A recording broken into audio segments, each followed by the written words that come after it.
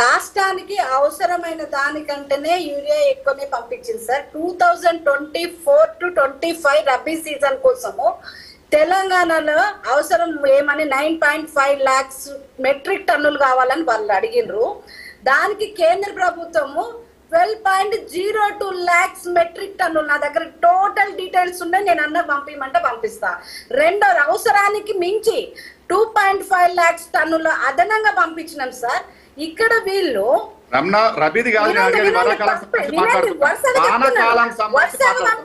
చెప్తున్నాం సార్, మీరు పంపిణీ వ్యవస్థలో ఘోరంగా విఫలం అయ్యారు సార్. వీళ్ళు మార్కెట్లన్నీ వీళ్ళు కేంద్రం పంపించిన ఏదైతే మార్కెట్ అవన్నీ నష్టాలలో ఉన్నాయని చెప్పి సప్లైస్ స్ట్రేట్ అవే రైతులకు పంపిణీ చేయకుండా ఈ రోజు ఆదిలాబాద్ జిల్లా కలెక్టర్ జస్ట్ నౌ నేను వారి వీడియో పంపిస్తా, ఎక్కడ యూరియా షార్టేజ్ లేదు అని చెప్పి స్టేట్మెంట్ ఇచ్చారు. నల్గొండ కలెక్టర్ గారు మీకు పంపిస్తాను, మేము అడుగుతున్నాం మా కేంద్ర మంత్రి వారిలో టోటల్ డీటెయిల్స్ నేను పంపిస్తాను మీకు మీరు ఎన్ని టన్నులు అడిగారు, మేము ఎన్ని టన్నులు స్టాక్ పెట్టిన మార్కెట్ ద్వారా మీ దగ్గర నేను టోటల్ డీటెయిల్స్ ఇస్తానన్నా. మీ కలెక్టర్ల రిపోర్టింగ్ కూడా మీరు తీసుకోండి. ఇలా మీరు ఏదైతే పంపిణీ వ్యవస్థన మీరు యాక్టివేట్ చేయకుండా రైతులకు విధంగా ఇప్పుడు మీకు 1.7 ప్లాన్ 1.7 ప్లాన్ 1.2 ఇచ్చారండి. 1.60 ప్లాన్ మే 25లో 1.88 పంపారు. మీరు ఇది మాట్లాడండి. మీరు తప్పు లెక్క చెప్తే మేము తప్పులు చెప్తే నేను ఇస్తా. వానాకాలం సంబంధించిన 3 నెలల ప్లాను 3 నెలల ప్లాన్ చెప్పండి. మే 25లో 1.6 ప్లాన్ ఇది చెప్పండి. మీరు రామగుండం సంబంధించిన యూరియా ఎందుకు ఇయ్యారు? మీరు ఇక్కడ దేశంలో ఉన్న కంపెనీలను సప్లై ఎందుకు ఇయ్యారు? మేలో 1.60 ప్లాన్ ఉంది, మీరు పంపింది 0.88 ఎందుకు పంపిర్రు? జూన్ 20లో 1.70 ఉంటే సప్లై ఎంత చేశారండి? 80 చేశారు, 0.80 చేశారు. ఇది కాదా నిదర్శనము? నేను పంపిస్తానండి, నేను పంపిస్తా చెప్పింది ఎవరు? ఈ రాష్ట్ర ప్రభుత్వం కాదా? మీరు రవాణా చార్జెస్ కూడా మీరు ఎక్స్ట్రా చేస్తుంది నిజం కాదా? కంటే ఎక్కువ టన్నులు మేము పంపిస్తే అసలే పంపలేరని చెప్తున్నా కదా. మీరు సగానికి సగం పంపలేరు, అసలు సగంకి పంపలేరని చెప్తున్నా. మీరు ఎక్కడ చెప్తున్నా నేను ఏప్రిల్లో 1.7 ఉంటే మేడం మాట్లాడండి.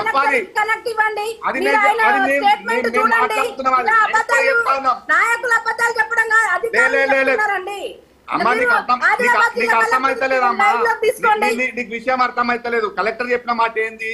ఇవాళ ప్రతి నెల ప్రతి నెల ఎంత అవసరం ఉంటది, ఎంత సప్లై అనేది గారు ఉంటది. ఆ ప్రకారం ఇప్పుడు ఆగస్టు, జూలై, ఆగస్టు, సెప్టెంబర్ మన ఒక యాక్షన్ ప్లాన్ ఉంటది. ఆ ప్లాన్ వరకు బఫర్ స్టాక్ మెయింటైన్ చేస్తాము.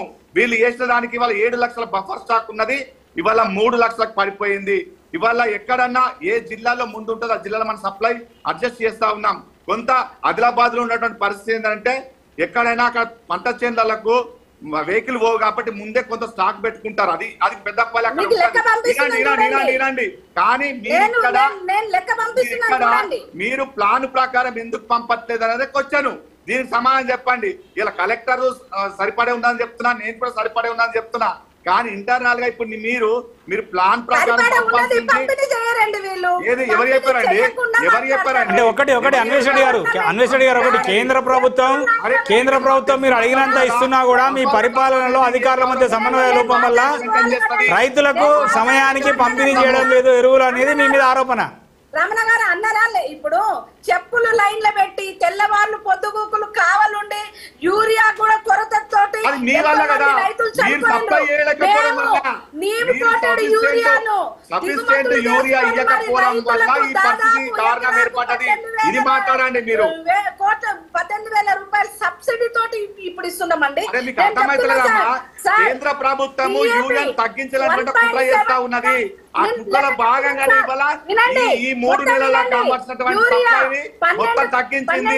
మీరు ప్లాన్ ప్రకారం డిఏపి గురించి మాట్లాడలేదు ఎవరు, యూరియా గురించి మాట్లాడు. నువ్వు డిఏపి గురించి మాట్లాడుతున్నావు, నేను లేవనిస్తుంది యూరియా గురించి మాట్లాడండి. 8.57 lakhs టన్నులు మీరు లెక్కతో డిఏపి గురించి ఎవరు మాట్లాడారమ్మా నీకు?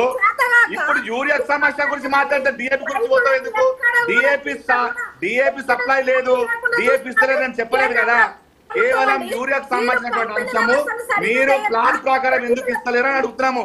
వినండి, మీరు అర్థం చేసుకోండి. డిఏపి సంబంధం లేదు ఎవరికి, మీకు ధ్యాస లేదు. మీకు మల్టీనేషనల్ కంపెనీల మీద ఆధారం మీద రైతుల మీద లేదు. ఈ రైతులకు యూరియా ఇవ్వకుండా రైతులు ఇబ్బంది పెట్టి వ్యవసాయాన్ని ఉన్నారు.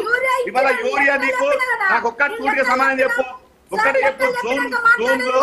జూన్ లో 1.7 ప్లాన్ కు 0.8 ఎందుకు ఇచ్చారు చెప్పండి. మీరు డిఎం గురించి మాట్లాడుతా ఉన్నారు, యూరియా గురించి మాట్లాడుతున్నారు, డిఎం గురించి మాట్లాడుతా ఉన్నారు. పంపలేదు, ఏంది లేదు. అఫీషియల్ లెటర్ కూడా రాస్తాం మేము. ఒకవేళ నిజంగానే మీరు చెప్పిన సప్లై ఉంటే మేము లెటర్ రాయాల్సిన అవసరం లేదు. మీ వల్లనే కారణం, మీ వల్లనే ఇవాళ రైతులు చెప్పులు పెట్టుకుంటా ఉన్నారు. ఏంటంటే నువ్వు డిఏపి గురించి చెప్తా ఉన్నావు, అదే మళ్ళానే మాట్లాడతావు. నేను లెక్క చెప్తున్నా, జూన్ లో 1.7 ఉంటాయి, 0.8 అంటే ఇప్పుడు కేంద్ర ప్రభుత్వం రాష్ట్ర ప్రభుత్వం మధ్య నడుస్తుంది వివాదం. అంటే రైతులకు సంబంధించిన అంశంలో కేంద్ర ప్రభుత్వం సరిగ్గా కేంద్ర ప్రభుత్వం తెలంగాణ పట్ల వివక్షత చూపుతుంది అనేది కాంగ్రెస్ పార్టీ నాయకులు అన్వేష్ రెడ్డి గారు అంటున్నారు. లేదు మేము లెక్క ప్రకారమే పంపించాము, మీరు అడిగినంత పంపించాము అనేది బీజేపీ నాయకులు అంటున్నారు. అన్వేష్ రెడ్డి గారు ఒక్క నిమిషం, సుందర్ రెడ్డి గారు ఒక్క నిమిషం సుందర్ రెడ్డి గారు అన్వేష్ రెడ్డి గారు మాట్లాడాక మళ్ళీ మీరు మాట్లాడతారు, మీకు అవకాశం ఇస్తా. అన్వేష్ రెడ్డి గారు చెప్పండి. నేనేమంటున్నా, ఇప్పుడు మన దగ్గర 7 లక్షల బఫర్ స్టాక్ ఉండేనండి. ఎప్పుడు ఈ వర్షాకాలం చాలాక ముందు ప్రతి సంవత్సరం ఏ ప్రభుత్వమైనా కానీ రైతుల ఎమర్జెన్సీ కొరకు బఫర్ స్టాక్ అనేది మెయింటైన్ చేస్తారు. ఇవాళ ఒక ప్లాన్ ప్రకారం ఏప్రిల్ నెలలో మనకు ప్లాన్ ఏంది, 1.7 లక్షల మెట్రిక్ టన్నులు కేటాయించాల. కానీ మనకు పంపింది 1.21 పంపారు. మే 25లో ప్లాన్ ఎంత 1.60కు మనం అడిగినాం. సప్లై ఎంత చేశారు, 0.88 చేశారు. జూన్ లో 1.70 ఇవ్వాల. ఇది నేను చెప్పేది యూరియా గురించి, వేరే పట్ల గురించి కాదు. సప్లై ఎంత చేశారు, 0.8 చేశారు. దీంతో ఇంకోటి ఏంటంటే మనకు దిగుమతులకు సంబంధించినటువంటి దాంట్లో మనం వద్దంటే కూడా బయట దేశాల నుంచి ఇచ్చిండ్రు. బయట దేశాలతో ఇస్తే ఏమవుతుంది, షిప్ రావట్లేదు, అది రావట్లేదు అని చెప్పేసి మనకు ఇవ్వకుండా రాకుండానటువంటి పరిస్థితి ఏర్పడతా ఉన్నది. అంటే దిగుమతి రూపంలో 0.41 రావాల్సిన మెట్రిక్ టన్నులు కేవలం 0.13 వచ్చింది.